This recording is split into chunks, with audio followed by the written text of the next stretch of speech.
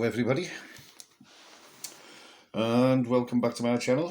I know I did say yesterday that I am doing a few like yesterday's was the last video on coronavirus, but I've decided, because of the response I've had and the questions asked and everything, and some people, a lot of people really did get what I'm saying. I do apologise for everybody. I do try and get to everybody. I do watch your videos. I do get to you and I do reply to you. If you receive a heart from me, is to let you know I haven't forgot about you and I will be getting to you. It's I do that. My assistant, the wife that is, she's the one that gives all the hearts out. And then we go, I go through, she goes through, we're looking at all the replies and we're giving you answers and stuff like that. It's because it's getting really busy at the moment over this, so I'm gonna about to put, I think this would probably be my last one, I don't know, but what I'm going to do firstly though is something I did forget to mention it in the past, but I'll take you over there, Tubby. There, I'll just turn the light off on it because I do need the light, and take a look at that. Right, everybody, that is Boris Johnson. And look at the fear in his face, the expression. If I was a psychologist, I would say he is a very deeply troubled man. Is it written on his face there, that expression? Does it say guilt? Does it say guilt? Does it say I'm petrified people are going to find out what I've been up to? And string me up? Is it, he doesn't want any more news coming out? But this is the thing. I've been trying to find the past 2 days. I mean, the last count was 90 people died. I'm still trying to find out. There's all the news, the mainstream media seems to shut it all off. And the other sites I was using, the live ones with the full statistics, are all getting shut down all the time, and they keep popping up again and again and again, but YouTube keeps shutting them down. So do they want us to not know just how many people in this country have caught the virus and how many people are dying? Is he trying to hide them figures now? But look at that. Is it saying what's going in his mind there? It's like, oh my God, I hope there is going to be a revolution over this. But look at the fear in that man's face. That's because he has to do. You do know, people do know that Boris Johnson, he took a dive, didn't he? He hid. He hid in 10 Downing Street for the past 2 months. He's only just started coming out because one of the things Jeremy Corbyn said, the absent Prime Minister, he never led the country. He ran and he hid. And he was thinking, but look at that expression. But I've noticed not just that one. We'll go through a couple more when he's not talking. I've just been looking at him now. And look at the expression on that man's face. That is, if I was a psychologist, I can make loads of that. Is it fear? Look at that. Is it fear? Is it, I'm scared. Do I look like I'm guilty? There's all kinds. As psychologists, you'll be able to read it. Is any psychologists out there? Please let me know what you think about that. And I've noticed it in a lot of his news. Now that he started showing his face, the expressions on his face. I'm trying to find a closer up one. I'm sorry about flipping too fast, but I'm trying to find one where his face is actually bigger, so that you can see the expression is bigger. But you watch him when he's not talking. God, I'm not kidding you. There is some real serious thinking going on in his head. He is petrified. What's he petrified of? That's something. Is he scared about what the British people? Well, obviously he's scared about what the British people are about to find out. For the simple reason is he. There's another one there. Look, and there he is. He stood there on that one. Can you see him there? Look, that man is a troubled man, very troubled. Look at that, but that's the best expression. There's a couple more like that. I'm just leaving it there. That I just pointed it out, because when I see a face like that, to me, there's something seriously wrong. Because he is like literally, look at that expression. Psychologists, what do you think? Any psychologists out there? Anyone training? Any students? Try and give us the wire on what you think this you know, is going on in his mind. I hope he's changed his underpants because they're probably skinny. But in reality, Boris Johnson, we do know, his advisors have admitted, I mean, they dropped him right in it because they've admitted that from day one they were wrong. They were wrong all along. They've admitted, they said the figures are wrong. And then they turned around and said, here's what I do know. They did say, and it's out, they did turn around and say that 250,000 people in this country, that's 250,000 people, are going to die. And you know, that's a conservative measure. And we know what conservative measures are, don't we? Is it going to be 500,000? A million people are going to die? Did he go too far this time on culling particular parts of the society? He still hasn't turned around and said, why doesn't he just say, oh, we're going to make it law and have words with landlords for all these people, you know, from the gig economy that can't afford to pay the rent? Why doesn't he just pay the rent for them? Say all these big private landlord pals here will pay the rent. Or tell his big landlord private pals, hey, you can do without rent for a month or two. They're saving your life as well as theirs. They're doing the decent thing. So you're going to throw them on the street for doing a decent thing. That's what he should be saying to them. He should make it law and say to landlords, no, you can't throw them out. And, you know, he's bringing that law out. But what's it going to do for that poor person? That poor person on the gig economy? He can't pay the rent. So if he's ended up isolated, or he or she is ended up isolating for, say, 3 months, that's 3 months' rent. Now they're going to have to pay it back. So they're going to get into debt over this coronavirus. He's going to allow them, he's going to force them into debt again. We do know that this government likes people to be in debt. You know, because once you get in debt, you're theirs. And that's what he wants. So he wants people that can't pay the rent, instead of saying to the landlords, no, you can do without rent, and not touch the treasury for it, because them big fat cat landlords have been making, you know, masses amounts out of us since the credit crunch. You know, they hiked the rent up and everything, and they're still doing it. And they've been getting away with it for the past 10 years, no problem. You know, making the rent totally unaffordable for loads of people. And that's why we have a lot of people on the streets now. Yes, that's the type, this is what I'm talking about to people. I'm just letting you know some of what I think.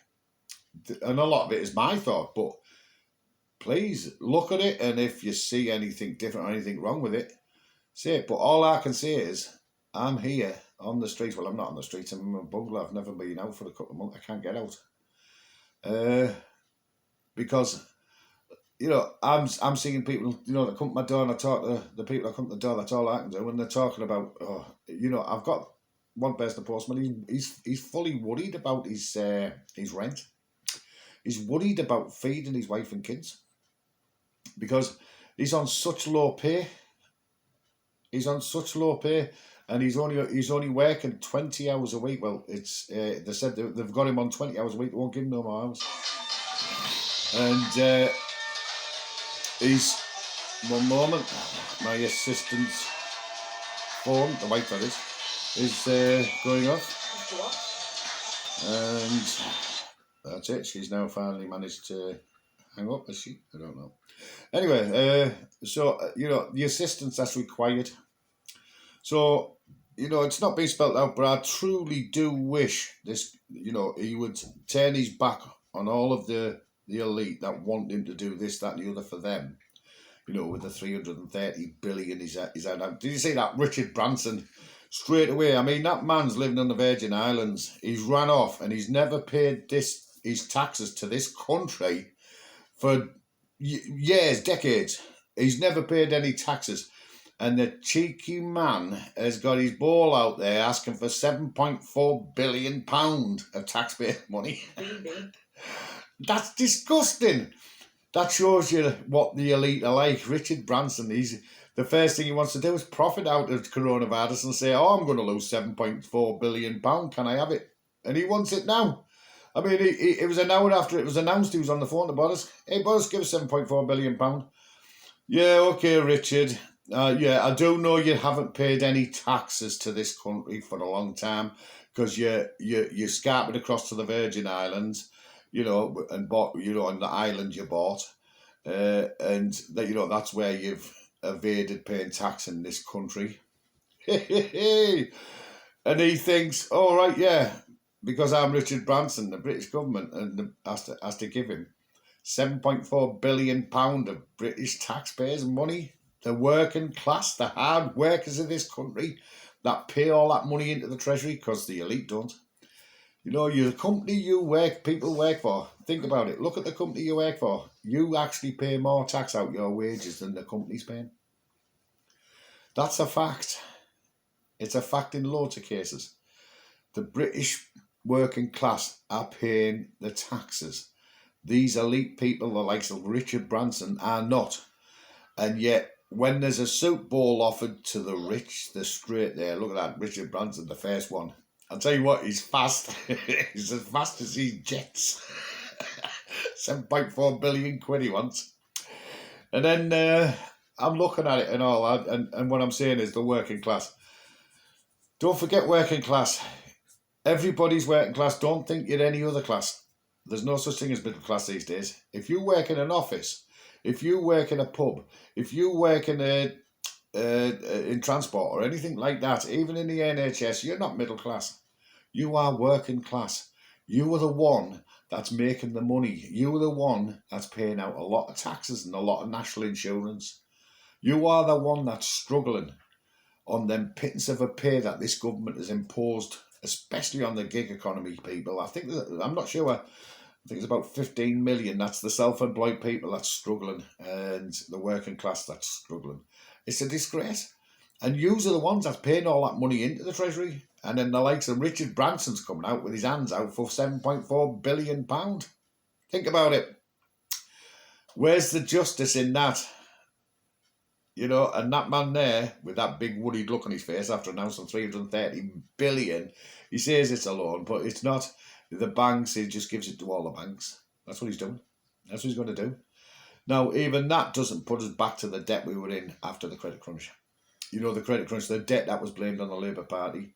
I'm not for the Labour Party. I'm not for any party. But you take a look at the debt that was left by the Labour Party. It wasn't left by the Labour Party. We know the elites, you know, Goldman Sachs and all that, they pinched it. You know, all these big elites in America. You know, that was designed, the substandard mortgages, and they're doing it again. The Treasury in America's already said it again, that the banks, the taxpayers in America are going to pick up the substandard mortgages. They're going to back it all. And then the taxpayers in America have to back that. So, you know, who's losing out there? It's the taxpayers of America and this country. So you've got to look at all the sneaky little things they're doing. I was watching Israel. Israel is now, they're tracking everybody on the mobile phones and claiming it's for stars, so they want the law so that people's individual rights are removed. And then some people are saying, oh yeah, and then, you know, they'll end it after this is over. They don't. They don't. It was proved back in 1997 after Tony Blair brought out emergency measures over the terrorists in this country. And when the threat was over, it's supposed to stop, but it didn't. We now live in a country where we do not have freedom of expression. We do not have freedom of speech. We cannot go out there and demand our rights anymore. We're getting shut up by this government and by all the press that's behind this government. The press that's not behind this government, you won't see them. YouTube's only, look at this, you put on news and you'll get BBC, ITV and Fox News, and that's it. You know, you get all them. Where's RT? Where's Al Jazeera? You know, you have to look for them. You have to go and get them. And then a lot of it's, you know, it's a disgrace. And YouTube shouldn't be doing what they're doing. They should be allowing this news out. But I watched one there from George Galloway. He was in, he's worked for RT, I think. I'm not sure. And he said, like he was talking about the media. It's the government's media, nobody else's media. And like he was saying, it's like, shut everyone up. Don't let the information out. And that's it. People will forget about it. And that's true. It is true. That's what does happen. And, you know, the likes of RT and that, I have never ever, I've looked at RT, not regular, but I've looked at a few of their news reports sometimes. And I've looked at Al Jazeera. I've looked at Fox News, CNN, and all like that. BBC, ITV. The biggest one I think is BBC. They're the biggest ones. They don't exactly. BBC do not exactly give out fake news, but what they don't give out is the news. Example: the strike that was going on in France last year went right up. It started in the middle of last year, I think, and I never seen anything on any of the British mainstream media. I had to find out from RT, Al Jazeera, European TV news, Europe news and stuff like that. I had to find out what's happening in France, and I didn't know there was mass demonstrations and mass walkouts and strikes. It was all kept from us, the British people. The only way you'd know it happened is to watch the likes of RT and Al Jazeera or something like that, some channel like that. That's let you see the truth. They're not going to block anything. They're not going to hide out. And you know, in this country, and when lots of people when I mentioned them, they were like thought I was on another planet. I said, "What are you on about? There's no strikes going on in France. There's no demonstrations." I said, Paris has been brought to a standstill every weekend for the past 6 months. And they're like, no. God, if that's what people in this country are like, and they were looking at me as though I was on planet Xeon, but it was news I picked up from one of these fake news sites, which it does turns out to be true. You don't get the news. So with the BBC, if it's not fake news, it's no news. They won't report it. So what's happening is, like, Boris Johnson says to the director of the BBC, don't forget, I don't want anything mentioned about the French strike. I don't want anything mentioned about this. And that's it. BBC don't mention it. And then they're getting in touch with the rest of the reporters and say, oh yeah, Boris doesn't want us to mention this, doesn't want us to mention that. And that's what's happening now. How many people at this present now have got the coronavirus? There should be a daily update on it. It should be actually put out by that man. He should be putting out how many people have caught the coronavirus. I can tell you now, I can't find out on the British press or on which areas in this country are the worst hit. I can't find that out because they don't want you to know. How many people truly have caught this virus? How many people have truly died of this virus? And how many people have actually recovered from this virus? And after some of the things, and looking at that worried man's face there, God, I'll tell you what, that man is worried. And there's something he knows that we don't. That's what he's worried about. Now, you can think there's lots of things, but it does involve this coronavirus. Now, some people say, you know, they're not conspiracy theorists or anything like that. Neither am I. I turned around and I said, this, at first, I was like, it's just the flu. It's just another, like, swine flu, etc. But in the past, you never had a big response like this over the swine flu. The SARS flu and all this. You did not have a massive response like from the West, but you do have with this flu. Is there something they're still not telling us? I can only think, you know, I these are my opinions. I only think. If anyone thinks I'm wrong, say so. I don't care. What I'm saying to you is what my opinion is. And to be honest, I mean, this virus, I'm looking at it and they say, okay, it only hits one section, two sections of the society. It hits the likes of me, which I do. I admit I have lots of medication and stuff like that to keep me alive. I have heart failure. I have emphysema. My lungs are really shot. I have an oxygen machine and all that and stuff like that. People have asked me what medicine and all that lot. I'm going to do a video regarding what I'm on to keep me alive, so you can see what I'm facing when it comes to the coronavirus, or should we say it's an offshoot from the SARS virus, the coronavirus, which this is the second one. I do know it mutated, but there was another mutation that they were scared of, and the look on his face. Has it mutated again?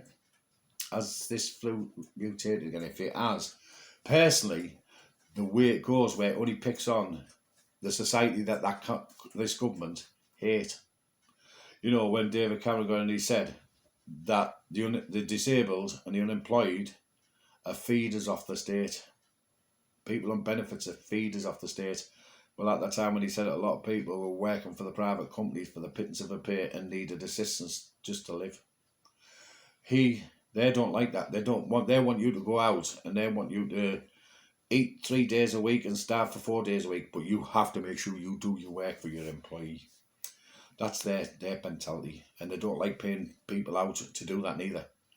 So you can imagine how much money they're trying to save. I mean, imagine all these pensioners, you know, the amount, because for people that's not in the UK, and you don't know much about our system, we pay a national insurance. That national insurance, it covers our health, our national health service, and it covers our pension, our state pension, it's called. It covers our pension. We've been paying it all our lives. Everyone from the day when we left school at 16, we worked and we paid. I've paid a lot, me. I remember the last time, I used to get paid on a fortnightly basis. And I remember the last time, my national insurance, I paid about 104 quid. So that's about 52 quid a week in national insurance, because you pay, the amount according to your wage. That was the last one I paid, and that was a bad week, a bad fortnight. I have paid around £200 in a fortnight. That's how much they took off me in national insurance. I used to pay, God, I've always paid over £100 in tax every week. So you can imagine all my working life, that's what I've paid in. I've paid in a lot. Then you take a look at your stealth taxes, like in this country we have, I think the fuel, it costs the petrol stations about 3p, and then they have to pay something like £1.10 tax on it. Biggest part of the petrol per litre in this country is taxes that go into the treasury. We pay a massive amount of road tax, and the roads aren't getting done, so where's that money going? We also pay VAT, value added tax, on any goods we buy. All these hidden taxes all over the place, it's just unbelievable. And so we're heavily taxed, the working class in the UK. We're heavily taxed, and we pay it all in for when we retire, because in a sense we pay it to the government, because the government should look after us. They have to, by law, look after us, because we paid them that money. I mean, can you imagine you giving an insurance company money, or a pension company money each week for when you retire, and then when you retire they turn around and say you're not getting it?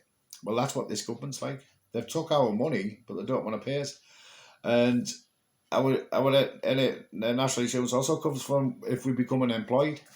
They're supposed to pay us what you call a livable amount. That's what the law states you need to live on, a livable amount. That means no person in this country should starve. No person in this country should go cold. Every person should be able to eat and keep warm and have a roof over their head. That's what we paid our national insurance for. This government's delivered none of that. They stole it from us, and that's what I mean. Our taxes, the taxpayers, the working class, our money's getting pinched left, right, and centre by the rich. The likes of Richard Branson with his ball out for £7.4 billion of our money, and he's never paid a penny tax to the British government for decades. It's because he moved to the Virgin Islands to evade the tax. Do you see where I'm getting at, people? So now we're back to the coronavirus. And one thing I thought I'll do, I'll let you know. They're not letting you know. There's lots of things you can do to protect yourselves. I don't want people dying. I really don't. I want every single person. I don't want any more deaths as from now, please. Everyone, take care of yourself.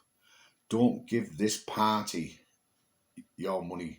Stay alive longer, and get them to start saying to the elite, no, we're not doing what you want anymore. We're going to treat these people with respect. All the working class in this country are the people, are the backbone of this country. Yous aren't. Yous are just feeders of the state, and that's what they are. Richard Branson, with it wanting his 7.4 billion, wouldn't you say he's a feeder of the state? He has no right to anything in this country because he's not paying his taxes. So that's basically, people, that's what I'm saying. I also mentioned something about voting. I've never voted for years because there's nothing, as far as I'm concerned, to vote for. Jeremy Corbyn seems to be a bit of a candidate, but there's some things wrong. He seems to be for the working class. He's talked about some of the real things that's in the real world, the real problems that's in the real world, what this government don't want the rest of the world to know, or the rest of the people in this country knowing. You know, like people in this country for the past 10 years with the DWP, the Department of Work and Pensions it's called, where they've refused to pay out people their entitlements.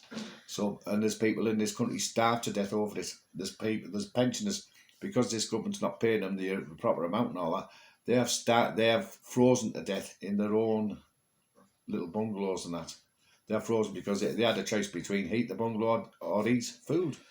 If they eat at the bungalow, they die of starvation. If they eat food, they'll die of hypothermia.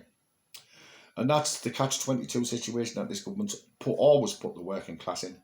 They've treated the working class with contempt. So my voting idea, I say, any MP, anyone that's standing, any candidate that's going to stand in Parliament, I say always vote for the candidate that is not part of any party. He's not part of the Liberals, he's not part of the Labour, he's not part of the Tory. Vote for all them. Can you imagine if everybody in this country started voting for like the independent candidates? That's this guy, say a guy or a woman. They don't belong to any party. So if they win the election in their constituency, they end up going into the Houses of Parliament. And if you get 600 people like that, where there's 600 people, there's loads of them standing, and if everyone goes for them to vote, that would change the way, because the House of Commons now, it's the party with the biggest number. But what if there's only one individual all the time? And there's no party, so they're all freelance. So in the House of Commons, they're going to have to decide who's going to be the leader. So they all have to vote on it. So it's going to be a good vote, isn't it? It's going to be a fair one, because there's no whips around to tell them what to vote for. And then, once one's been elected as the Prime Minister, that person's going to elect other people, which all have their own agendas. So they're all going to want their agendas put forward. I think that's the most fairest way. In effect, it's kind of a one-man, one-vote system. Because in this country, Maggie Thatcher, I'll go back to her. The first time I noticed it was Maggie Thatcher in 1979. And 18 million people voted Labour. 18 million voted Labour. 12 million voted for the Liberals. 12 million voted Liberals. And only 9 million voted for Maggie Thatcher. Is that a fair voting system? Come on. That is leading the country by a minority. Only 9 million people voted for Maggie Thatcher. 30 million people didn't want it in. Is that fair? Is that fair voting? Is that how the British government should be run? So think about people. Some people mentioned that, and I've given you my answer. I'm a staunch believer in one man, one vote. And I think that's what should be going ahead. So anybody that's elected as Prime Minister should be elected because of the amount of votes they've got. So if someone's the highest votes, someone's got, say, 2 million votes and someone's only got 50 votes, well, that person with 2 million votes is going to be Prime Minister, as far as I'm concerned, because that person would be now leading by the majority, not the minority. Then to select the government, who's going to be Home Secretary and etc., it should be the next person with the next highest vote and so on. Then you're going to have a government what leads by majority, not the minority.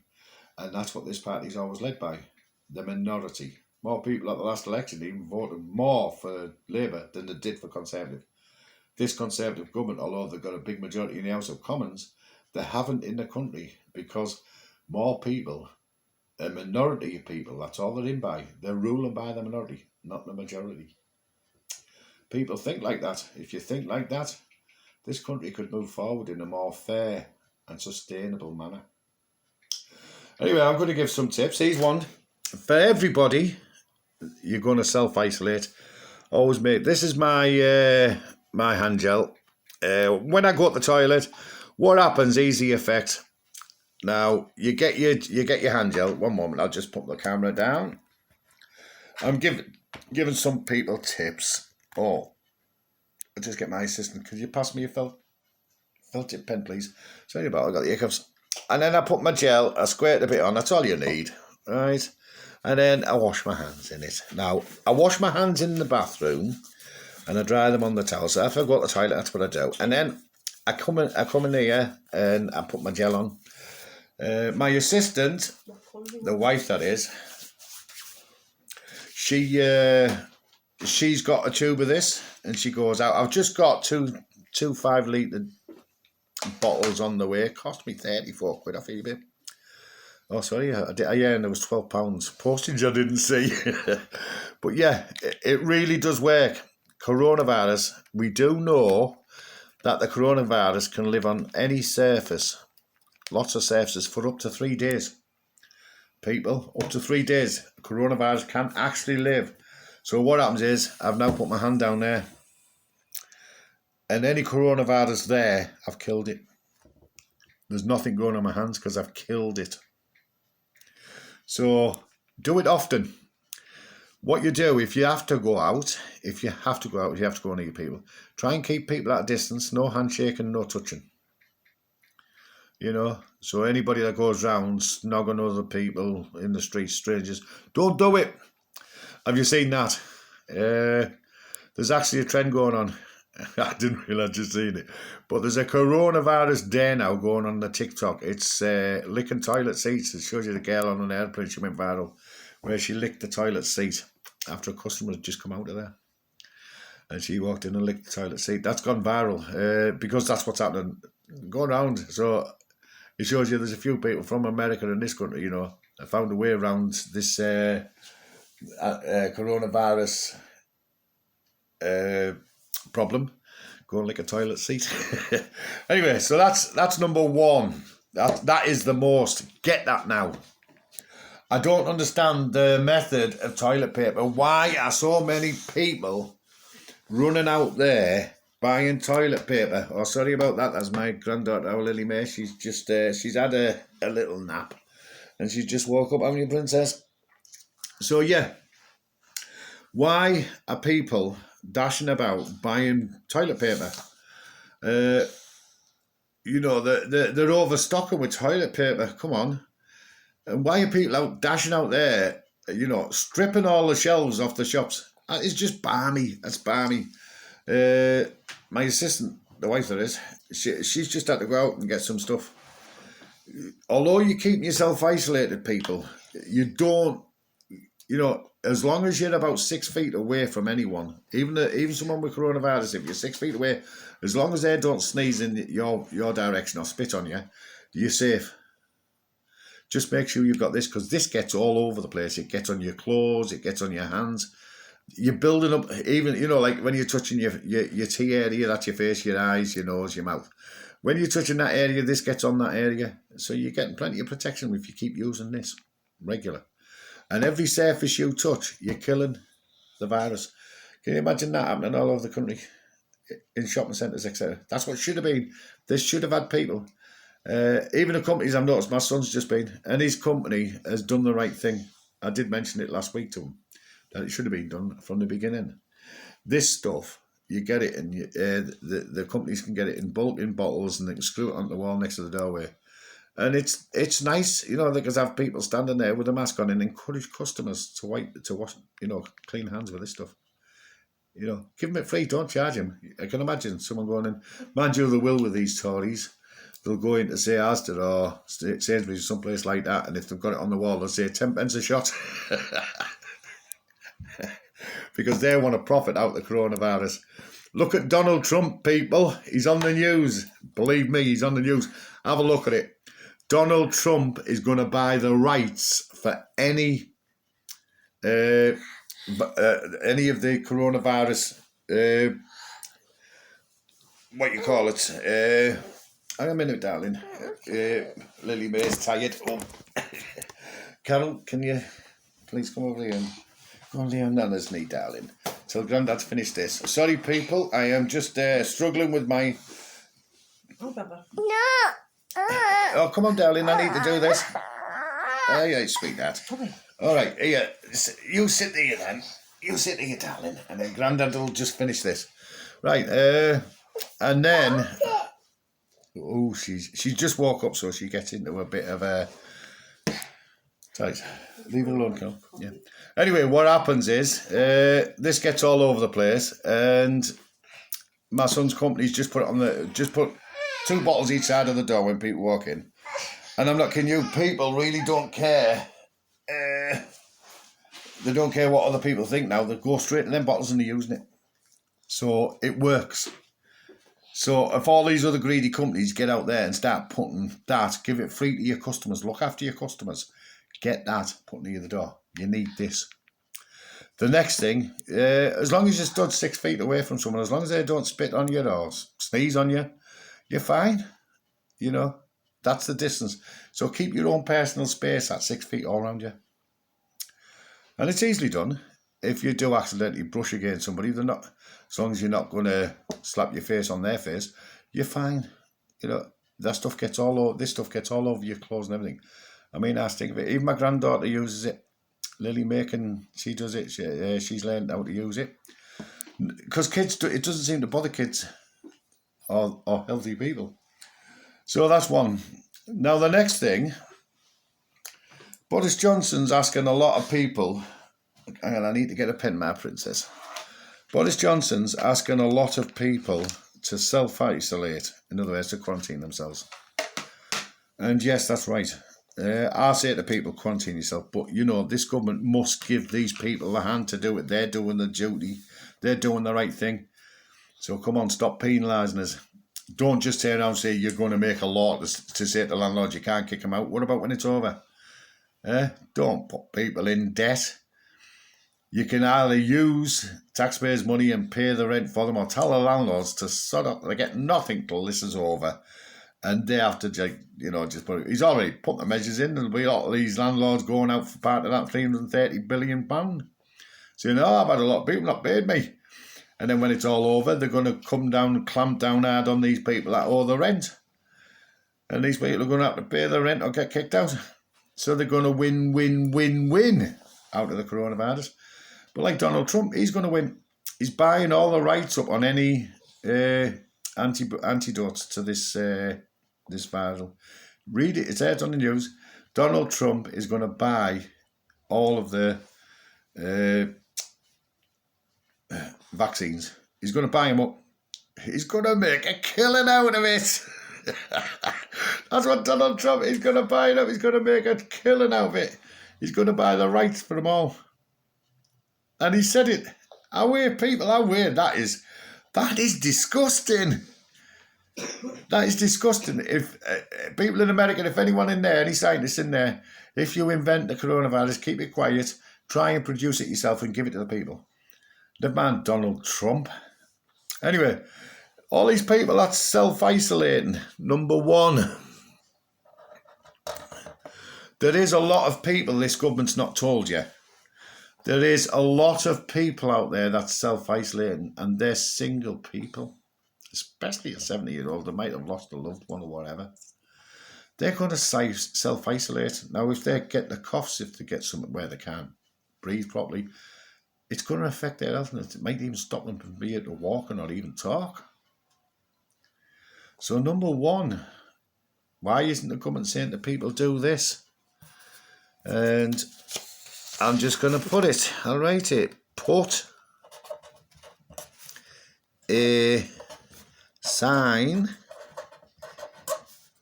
in your window.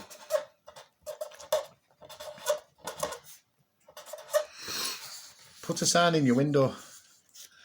Just type in, just write on it, a bit like this bit of paper, like this, and write quarantined, or self-isolated. Let people know. People walking past your house can see that, and they'll know. Not only that, it's people that's coming to your door. They know that you're self-isolating, you're self-quarantining, so they're going to make sure they wash their hands with this stuff. Everyone should have one. Wash their hands with that. They know they're going to do that. So they know that person in there self-isolating because they may have symptoms. Put that in your window and then encourage anyone that's going past and all that, go and knock on the door, see if they're okay. Just knock on the door. and say, I've noticed you got this in the window. I'm just checking to see if you're on your own, if you're okay. Also, be prepared to help someone. You know the amount of people in this country that's been put below the starvation line by this government. They might have no food, might not have eaten for 2 or 3 days. And if they have got the symptoms, they're going to get coronavirus badly because their body defences are going to be down because of hunger. This government's ensured all this is in place before this virus come out. I dare say the virus was called, and still is, Event 21. Does anyone know anything about Event 21? So yeah, for everyone that's going to do it, and if you know anyone that's old, infirm or anything like that, see to it, just say to them, look, can I put this in your window? And let's hope there's some decent people in this country, which there still is, I think, will come knock on your door and see if you're all right. You just put that out and let other people, please. The government should tell them. If there's anybody, your neighbours or anything like that, and you see someone put a sign in this window, respect it. And knocking on the door, as long as you don't give them a kiss and cuddle, you're going to be fine. And I do know the CDC in America is putting out news warning people not to kiss their chickens. People in America, do not kiss your chickens. That's what your Centre for Disease Control is saying to you. Do not kiss your chickens. How many people kiss chickens?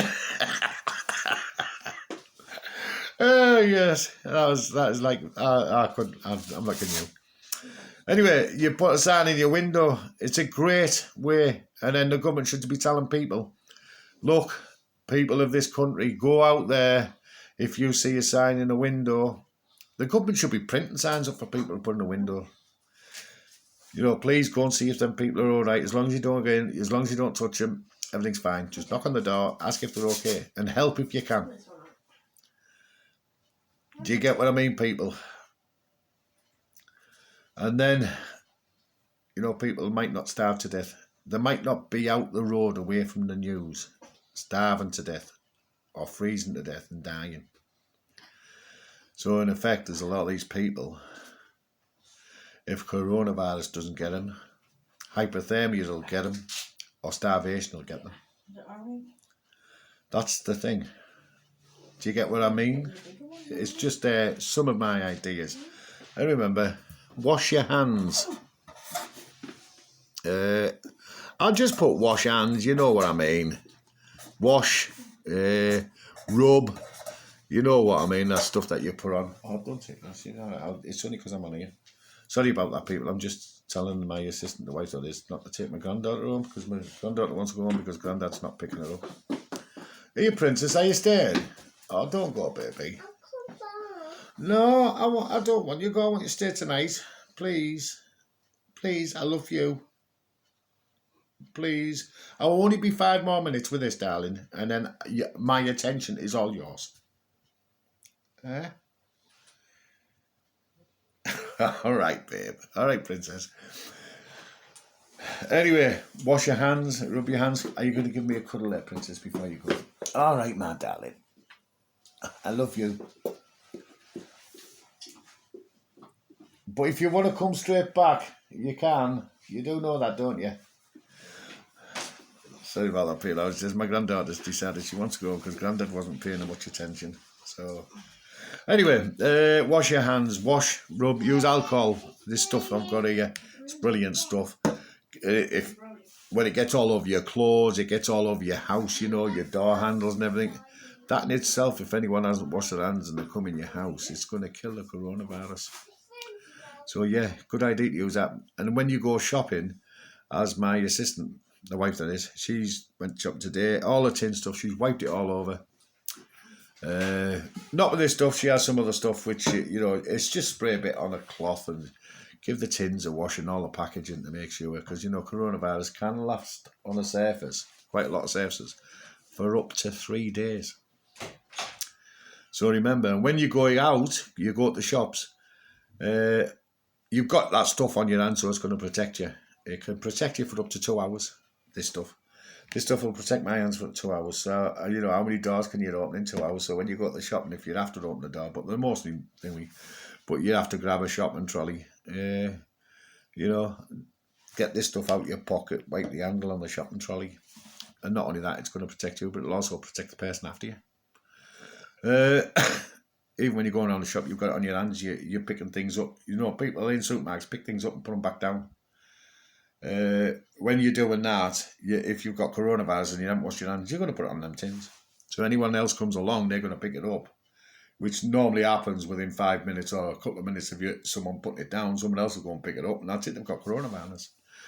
So you're helping by keeping your hands well washed in this. And when you're going around picking things up, you're not going to pass coronavirus onto any other surfaces. And you know, if there's railings and all that, don't walk with with your hands on the railings like lots of people do. Just forget about the railings. Even though you've got this stuff on your hands.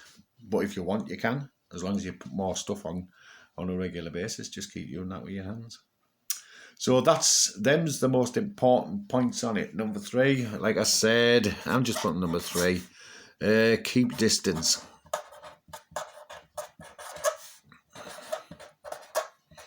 There you are. I'm going to write it. I hate writing these days. I don't know why. What you do is you keep your distance, meaning, you know, keep your own personal space about 6 foot around you if you can. 3 foot wouldn't matter. It wouldn't hurt. Keeping a metre away is fine. If you try and keep that all the way around you from strangers and other people in the streets, keep that distance, you'll be fine. And as long as they don't sneeze on you or spit on you, you know, you don't have a chance of getting coronavirus. But like I say, if you've got this stuff all over your hands and you touch your tea surface and all that, your area on your face, you're protected in a way. Except one thing, you could breathe it in up your nose, so hold your breath if they do.